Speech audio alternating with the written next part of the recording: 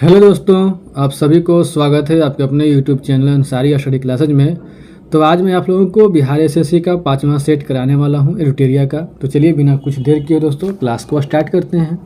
दोस्तों पहला प्रश्न है कि संयुक्त राष्ट्र महासभा द्वारा विश्व सतत परिवहन दिवस किस तिथि को मनाने की घोषणा की गई है। मतलब संयुक्त राष्ट्र महासभा द्वारा विश्व सतत परिवहन दिवस किस तिथि को मनाने की घोषणा की गई है। दोस्तों इसका सही उत्तर है ऑप्शन नंबर बी, 26 नवंबर को मनाने की घोषणा की गई है। दोस्तों आगे प्रश्न की ऑपरेशन उपलब्ध का संबंध है। ऑपरेशन उपलब्ध का संबंध है। दोस्तों इसका सही उत्तर है ऑप्शन नंबर ए, आरपीएफ से है। किससे दोस्तों ऑपरेशन उपलब्ध का संबंध? तो आरपीएफ से है। ऑप्शन नंबर ए इसका सही उत्तर हो जाएगा दोस्तों आगे प्रश्न है कि 53वां दादा साहेब फाल्के पुरस्कार 2021 से किस अभिनेता या अभिनेत्री को सम्मानित किया गया है।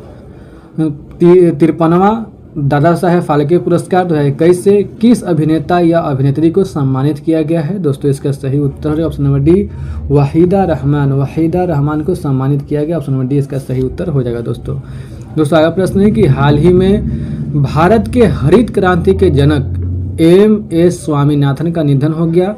उन्हें किस वर्ष विश्व खाद्य पुरस्कार से सम्मानित किया गया था। हाल ही में भारत के हरित क्रांति के जनक एम.एस. स्वामीनाथन का निधन हो गया।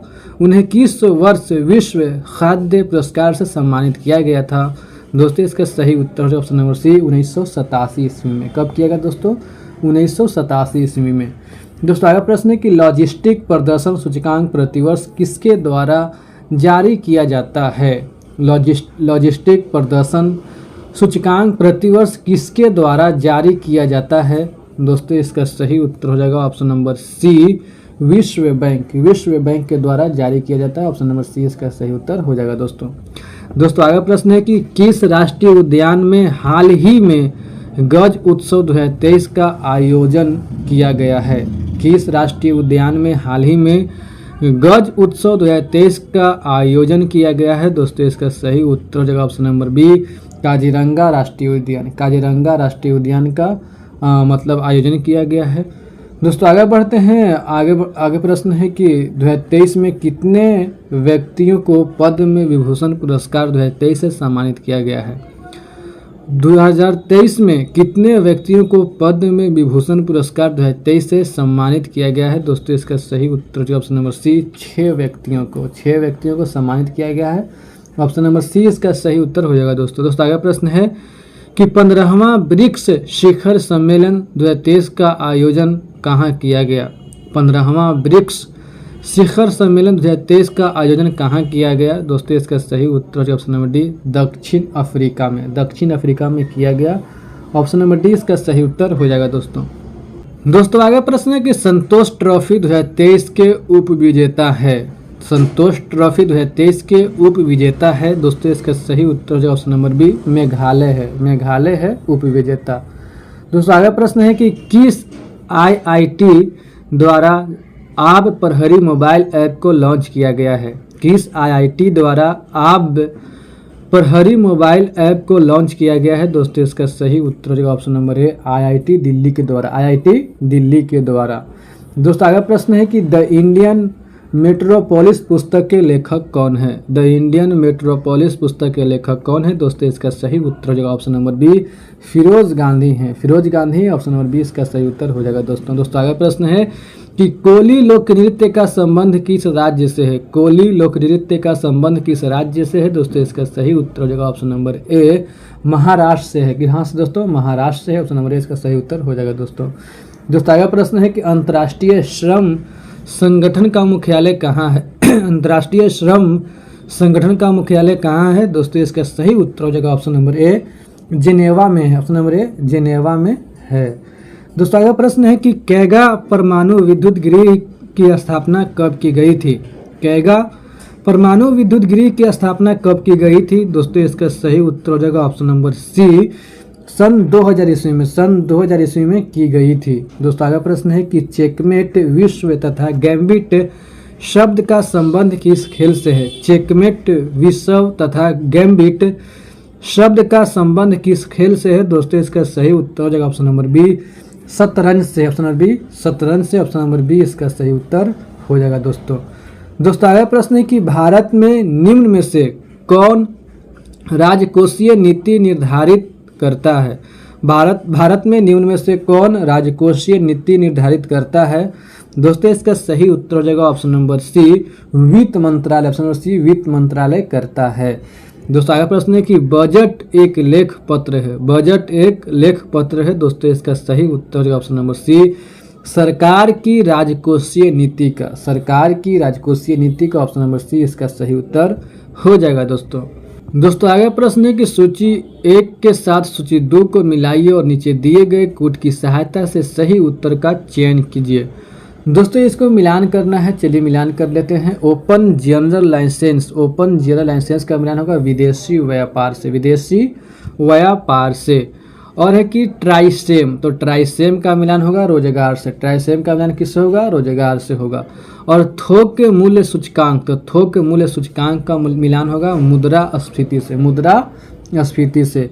और नकदी रिजर्व अनुपात का मिलान होगा ऋण नियंत्रण से, ऋण नियंत्रण से। तो इस तरह इसका सही उत्तर हो जाएगा ऑप्शन नंबर ए इसका सही उत्तर हो जाएगा दोस्तों आगे बढ़ते हैं। अगला प्रश्न है कि भारत में पहली पंचवर्षीय योजना का आधार था। भारत में पहली पंचवर्षीय योजना का आधार था।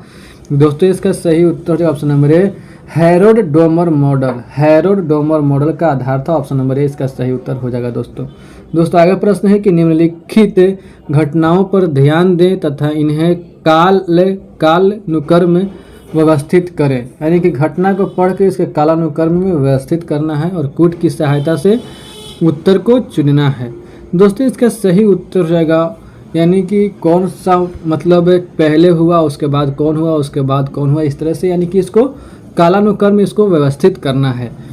तो दोस्तों इसको जो है कि हरित क्रांति का प्रारंभ ये पहले हुआ, बैंकों का राष्ट्रीयकरण ये उसके बाद हुआ और गरीबी हटाओ उसके बाद हुआ। तो इस तरह से इसका सही उत्तर हो जाएगा ऑप्शन नंबर बी इसका सही उत्तर हो जाएगा दोस्तों। यानी कि घटनाओं को उनको कालानुक्रम में व्यवस्थित करना है कि पहले कौन हुआ उसके बाद कौन हुआ उसके बाद कौन हुआ। दोस्तों आगे प्रश्न है कि निम्नलिखित में से किसका पारिस्थितिकी संतुलन से संबंध नहीं है। निम्नलिखित में से किसका पारिस्थितिकी संतुलन से संबंध नहीं है। दोस्तों इसका सही उत्तर हो जाएगा ऑप्शन नंबर सी औद्योगिक प्रबंधन का, औद्योगिक प्रबंधन का, ऑप्शन नंबर सी इसका सही उत्तर हो जाएगा दोस्तों। इसका जो संबंध है यानी कि पारिस्थितिकी संतुलन से संबंध इसका नहीं है। बाकी जल प्रबंधन, वन रोपण और वन्य जीव सुरक्षा का संबंध जो है कि पारिस्थितिकी संतुलन से है, लेकिन औद्योगिक प्रबंधन का संबंध पारिस्थितिकी संतुलन से नहीं है। दोस्तों आगे प्रश्न है कि अगर उनमें विद्रोहियों में अगर उनमें से एक भी योग्य नेता निकला होता तो हम सदा के लिए हार जाते। 1857 की विद्रोह के संबंध में उपरोक्त टिप्पणी किसने की है।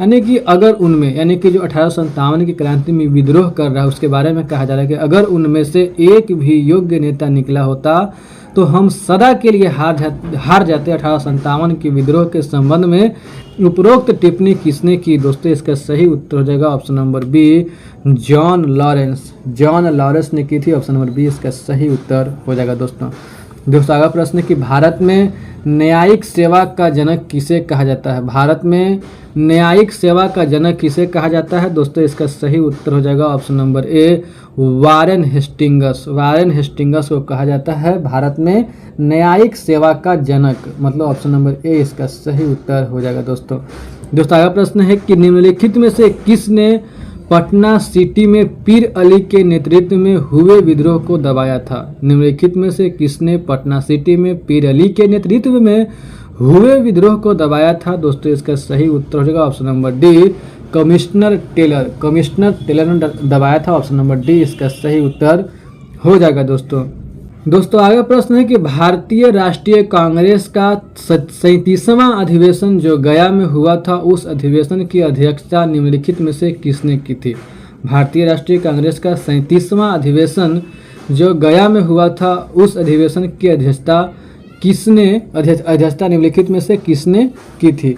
देखिए दोस्तों यहाँ तो पहला है कि अगर पूछे भारतीय राष्ट्रीय कांग्रेस का 37वां अधिवेशन कहाँ हुआ था तो इसका उत्तर है गया में हुआ था। कहाँ हुआ था, गया में हुआ था। लेकिन प्रश्न ये कहा रहा है कि गया में तो हुआ था, लेकिन उसका अध्यक्षता किसने किया था? तो दोस्तों इसका सही उत्तर हो जाएगा ऑप्शन नंबर सी।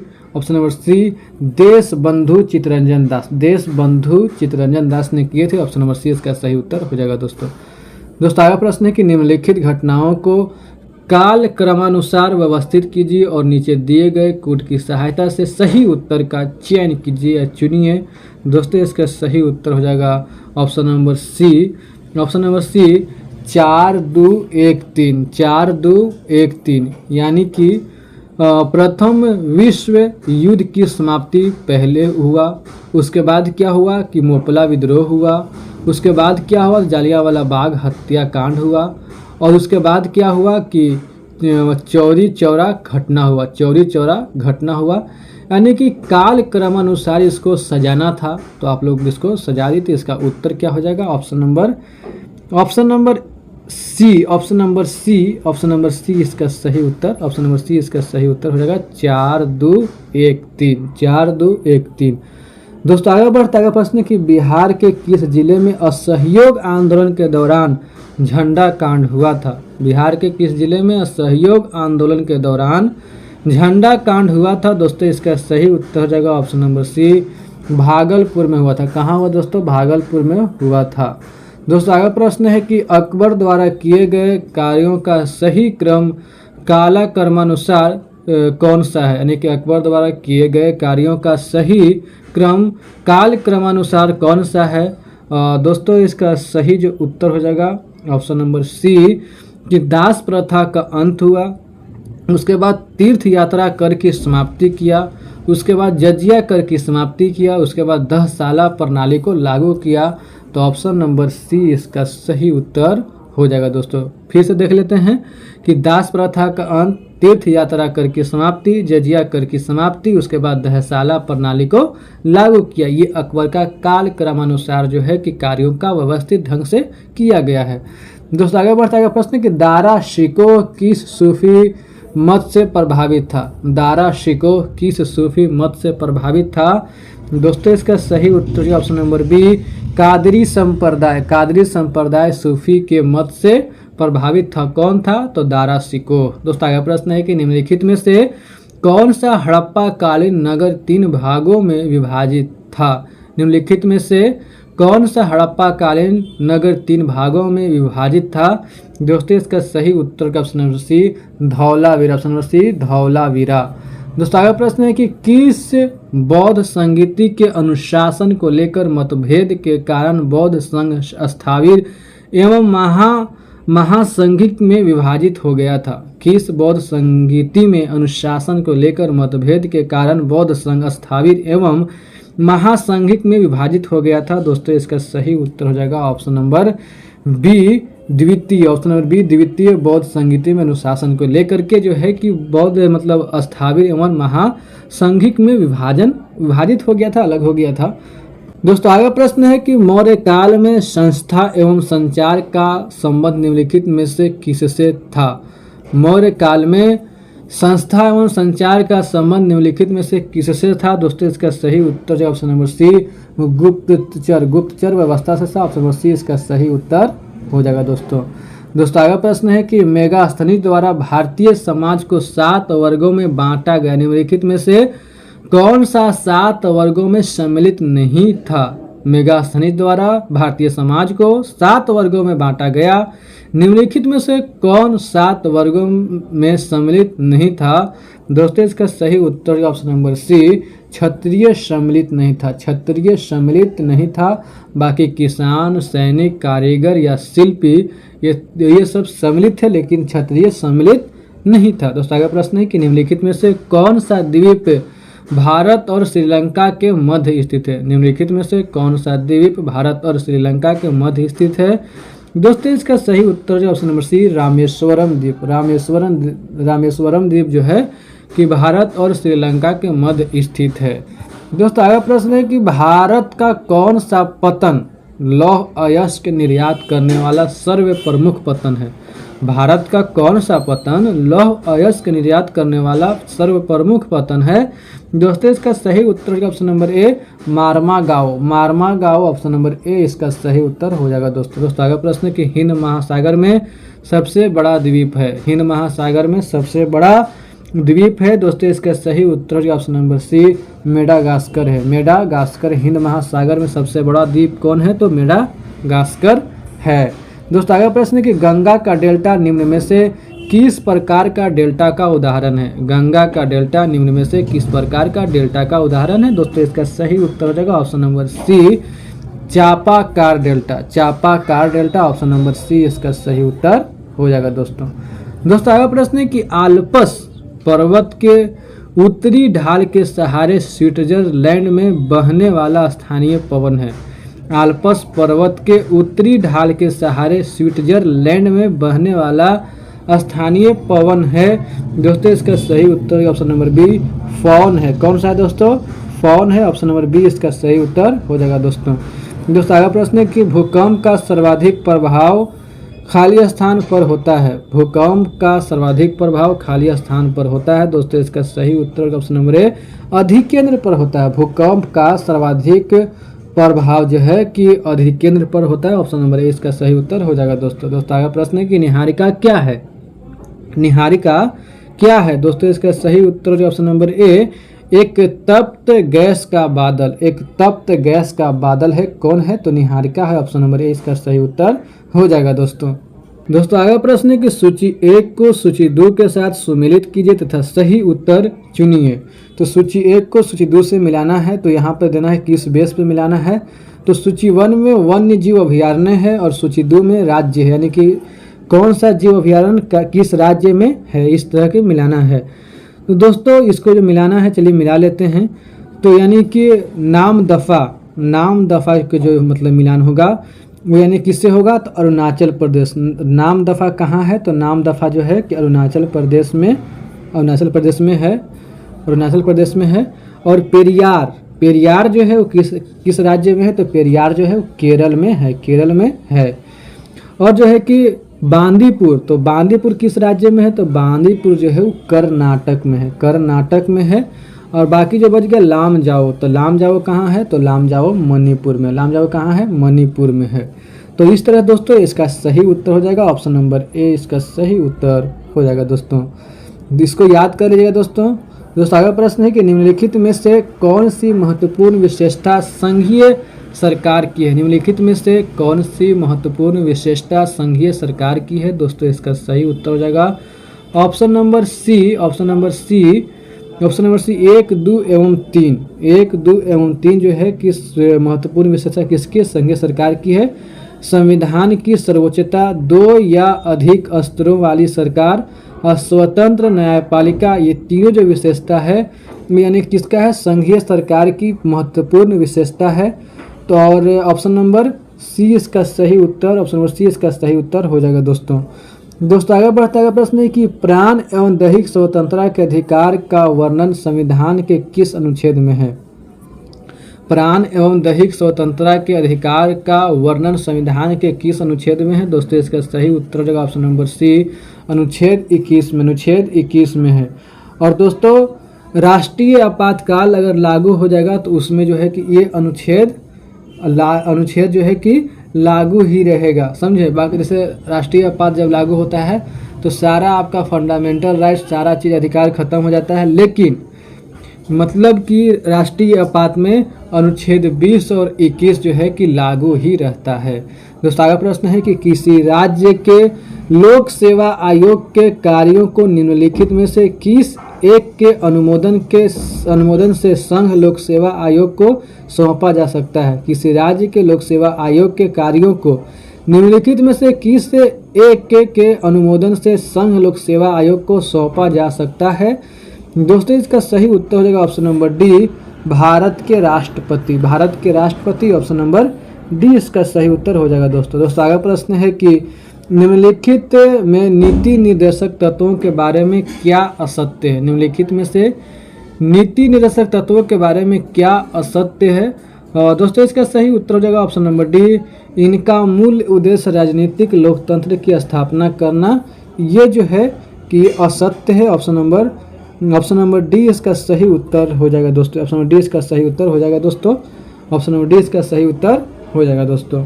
अगला प्रश्न है कि वर्तमान में राज्यसभा के कितने सदस्य केंद्र शासित प्रदेशों से चुनकर आते हैं? वर्तमान में राज्यसभा के कितने सदस्य केंद्र शासित प्रदेशों से चुनकर आते हैं? दोस्तों इसका सही उत्तर ऑप्शन नंबर बी 8 सदस्य। ऑप्शन नंबर बी 8 सदस्य चुनकर आते हैं। दोस्तों अगला प्रश्न है कि बिहार में लोकसभा के लिए आवंटित सीटों में से कितना अनुसूचित जातियों के लिए आरक्षित है? बिहार में लोकसभा के लिए आवंटित सीटों में से कितना अनुसूचित जातियों के लिए आरक्षित है? दोस्तों इसका सही उत्तर है option number B 6। Option number B 6 जो है आरक्षित है। दोस्तों अगला प्रश्न है कि भारत के राष्ट्रपति पर महाभियोग चलाने के लिए कम से कम कितने दिनों के पूर्व सूचना आवश्यक है? मतलब कि भारत के राष्ट्रपति पर महाभियोग चलाने के लिए कम से कम कितने दिनों की पूर्व सूचना आवश्यक है? दोस्तों इसका सही उत्तर ऑप्शन नंबर डी 14 दिन पूर्व। 14 दिन पूर्व अगर मान लीजिए कि इसका जो है कि मतलब राष्ट्रपति पर अगर महाभियोग चल रहा है तो मान लीजिए कि राज्यसभा से अगर लागू हो जाता है तो उसको लोकसभा में भेजने से 14 दिन पूर्व राष्ट्रपति को बताना होगा कि आपके ऊपर महाभियोग लगाया गया है। या फिर अगर लोकसभा से चालू हुआ है तो वहाँ भी यानी कि अगर राज्यसभा में भेजने से पहले 14 मतलब भेजने से पहले यानी कि राष्ट्रपति को बताना होगा कितने दिन पहले 14 दिन पूर्व बताना होगा। दोस्तों अगला प्रश्न है कि भारतीय निर्वाचन आयोग को सर्वप्रथम किस वर्ष बहुसदस्यीय निकाय बनाया गया? भारतीय निर्वाचन आयोग को सर्वप्रथम किस वर्ष बहुसदस्यीय निकाय बनाया गया? दोस्तों इसका सही उत्तर हो जाएगा ऑप्शन नंबर ए 1989 ईस्वी में। 1989 ईस्वी में। दोस्तों अगला प्रश्न है कि जनसंख्या नियंत्रण एवं परिवार नियोजन संविधान के 7वीं अनुसूची के किस सूची का विषय है? जनसंख्या नियंत्रण एवं परिवार नियोजन संविधान के 7वीं अनुसूची के किस सूची का विषय है? दोस्तों इसका सही उत्तर ऑप्शन नंबर सी समवर्ती सूची का विषय है। समवर्ती सूची का विषय है। ऑप्शन नंबर सी इसका सही उत्तर हो जाएगा दोस्तों। अगला प्रश्न है कि वाहनों में लगे रियर व्यू मिरर द्वारा उत्पन्न आवर्धन होता है। वाहनों में लगे रियर व्यू मिरर द्वारा उत्पन्न आवर्धन होता है। दोस्तों इसका सही उत्तर ऑप्शन नंबर ए 1 से कम होता है। 1 से कम होता है। ऑप्शन नंबर ए इसका सही उत्तर हो जाएगा दोस्तों। अगला प्रश्न है कि जब हम अपने बिजली बिल का भुगतान करते हैं तो हम किसके लिए भुगतान कर रहे हैं? जब हम अपने बिजली बिल का भुगतान करते हैं तो हम किसके लिए भुगतान कर रहे हैं? दोस्तों इसका सही उत्तर हो जाएगा ऑप्शन नंबर डी उपयोग हुए ऊर्जा के लिए। उपयोग हुए ऊर्जा के लिए हम भुगतान करते हैं कि इतना का हम बिजली मतलब ऊर्जा का खपत किए हैं। तो ऑप्शन नंबर डी इसका सही उत्तर हो जाएगा दोस्तों आगे प्रश्न है कि एक परिपथ में प्रभावी प्रतिरोध को बढ़ाने के लिए प्रतिरोधों को जोड़ा जाता है। एक परिपथ में प्रभावी प्रतिरोध को बढ़ाने के लिए प्रतिरोधों को जोड़ा जाता है। दोस्तों इसका सही उत्तर ऑप्शन नंबर ए केवल एक श्रृंखला। केवल एक श्रृंखला। ऑप्शन नंबर ए इसका सही उत्तर हो जाएगा केवल श्रृंखला। केवल श्रृंखला। दोस्तों आगे प्रश्न है कि एक लड़की झूले पर बैठी स्थिति में झूला झूल रही है। उस लड़की के खड़े हो जाने पर दोलन का आवर्तकाल कितना होगा? एक लड़की झूले पर बैठी स्थिति में झूला झूल रही है। उस लड़की के खड़े हो जाने पर दोलन का आवर्तकाल कितना होगा? दोस्तों इसका सही उत्तर हो जाएगा ऑप्शन नंबर ए कम हो जाएगा। क्या हो जाएगा? कम हो जाएगा। ऑप्शन नंबर ए इसका सही उत्तर हो जाएगा दोस्तों। और दोस्तों अगला प्रश्न है कि रॉकेट गति के किस नियम पर कार्य करता है? रॉकेट गति के किस नियम पर कार्य करता है? दोस्तों इसका सही उत्तर हो जाएगा ऑप्शन नंबर सी न्यूटन का तीसरा नियम। न्यूटन का तीसरा नियम पर कार्य करता है। कौन करता है दोस्तों? तो रॉकेट। दोस्तों अगला प्रश्न है कि जब एक जूल का कार्य 1 सेकेंड में किया जाता है तो शक्ति होती है।